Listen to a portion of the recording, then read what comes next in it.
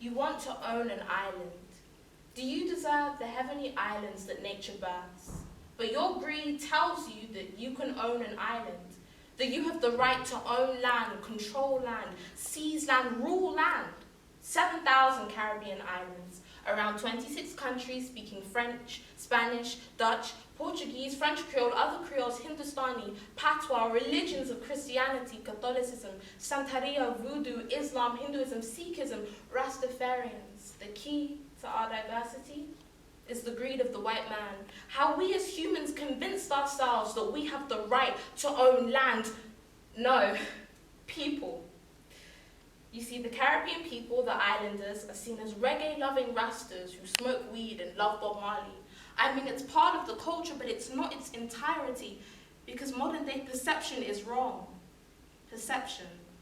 That's an odd thing, I mean, because of the French and the British and the Dutch perception that they could rule land and people, the black diaspora of people who would have remained in Africa is enormous. The amount of indigenous lives that were lost, I ache for those lives.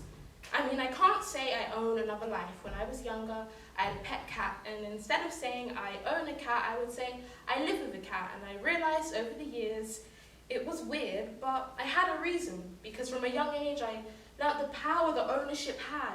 I learned the truth about Christopher Columbus by the time I was 7. I never knew the brave man who traveled the world honoring the Western thirst for gold. I learned about the selfish, greedy man who raped my people, abused my people, killed my people, enslaved my people. Everywhere that man went was death. But they like to avoid telling children that.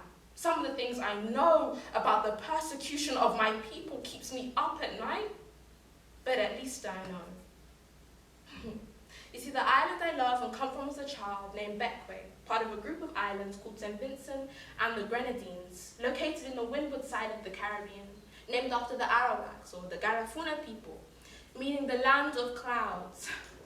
And the only trace left of my people is the name they left behind, because the British were so filthy and had so much hatred in their hearts that they killed, no, they murdered my people. The indigenous people of the Caribbean are partially extinct due to the hatred of the white man. Can you imagine your own history going extinct? Like the native Hawaiian language is disappearing. Like there are no Aztec or Inca people left because of the white man's hunt for El Dorado. You see, slavery didn't just change the world, it changed people. You can never deny the effects of slavery or the colonizers' existence, not just because you know slavery lasted over 400 years, not just because you know about the Windrush generation, not just because you know black people were kept on boats, but because slavery, it was a demonic act. Have you seen the torture devices they gave to black slaves? How they put black slaves in human museums, how they forced Native Americans to wear Western clothing. The white man was so vile that he decided to wear us. Like an animal, right? They skinned black people and made shoes and clothes out of us, and you expect us not to be angry.